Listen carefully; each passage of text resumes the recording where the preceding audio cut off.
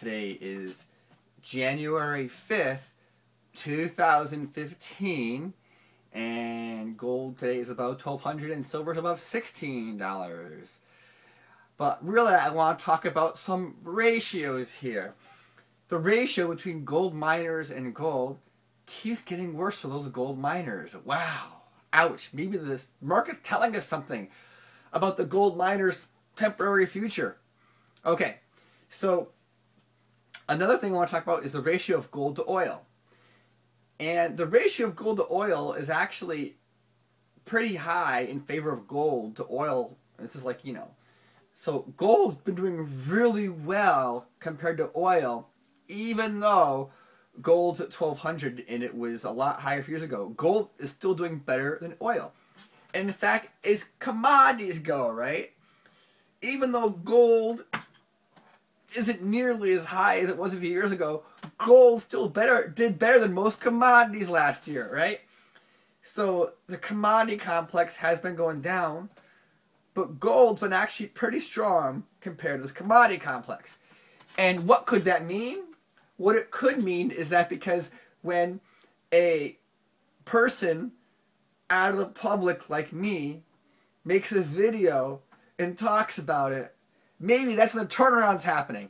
I don't know. Because even though that we're not a part of the broader public, I mean, we are, quote, in the public in that we're not like billionaires. We're not like heads of state. We're not rich and famous. So we are, quote, part of the public, even though regardless of how of how much out in the public you might go, we're still considered a part of the public. We're a niche part of the public. We're like a special kind of flavor of a part of the public. Like if the public is like vanilla, right? We're kind of like Cherry Garcia. I don't know. No. Or what's or one of those real specialty ice creams that taste really good. That's kind of who we are. But we're still an ice cream, right? All right. So going back to like gold and stuff. So last year, one of the pundits who I listened to a lot, I listened to less, was Eric Jansen of iTulip. For many years, for several years, he'll be doing pretty good. Like several years, he'll be nailing several things in a row. And he's been on a streak where he hasn't exactly been nailing things. And he hasn't been posting like he used to like have these big banner posts on his blog, and it's like, the year in review, the year ahead, all these things. He stopped doing that. And that's kind of it seems like that's like the strategy for a lot of pundits. When they're right, they're talking a lot, and when they're not right, they're not talking a lot. But if he's right in the future, he might be talking a lot again. But like last year. So one thing that he's got this theory and formula about gold and central banks. On his blog, he thinks he's like cracked the formula. He thinks that the central banks have a formula for how much gold they want to buy. And he thinks the price of gold follows this formula. He's got some formula figured out with oil and gold and reserves but it's proprietary. Like he's not going to tell his readers his formula. But he's got this formula, and he was convinced that this formula was like one of the best prognostication things for gold ever, well, in the last 15 years. And for several years, or more than several years, it appeared that his formula was spot on.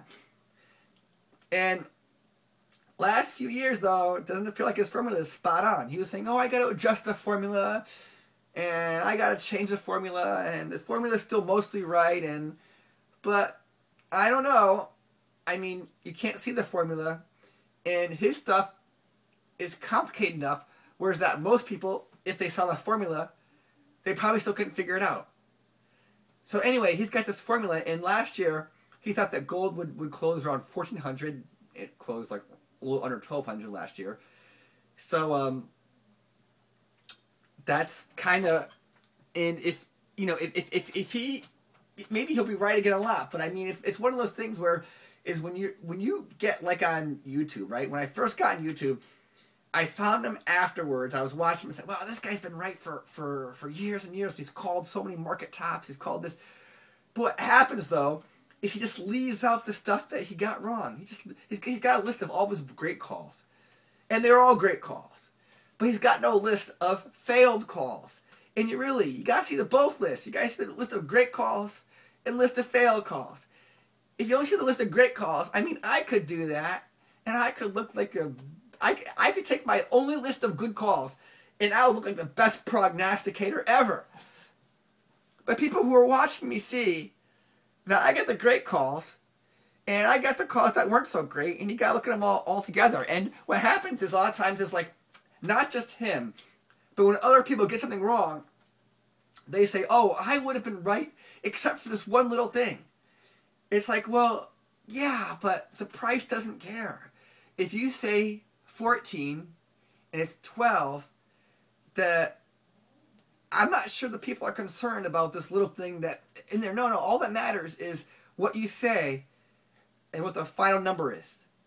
So yeah, he's still probably more right than a lot of people out there. But I mean, last few years, not so right. And he kind of missed the big stock market rally. And he's kind of like, I think he is it all right. I'm just gonna stop there because I don't want to sound like I just want to say some of the things that he said, and then I'm realizing that there are.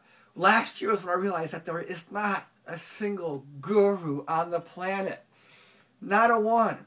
There isn't a single guru on the planet when it comes to these markets, and it's like the sooner you realize that, the sooner you'll be doing better in the markets, because the moment that you think that someone knows something special, I mean, it's something's going to go wrong with the predictions, and you're probably going to bet at the wrong time. You're going to listen to someone for a while and say, well, they've been wrong. They've been right 10 times in a row.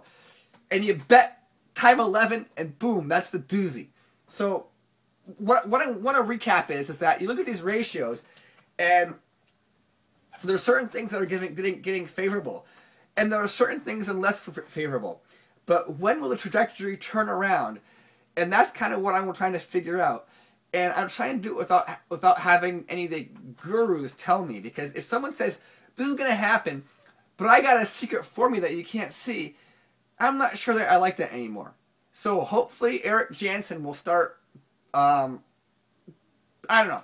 Hopefully he'll kind of turn around, because he's very harsh on his critics. Like, very harsh on his critics. But I guess when you sell a subscription, you gotta be.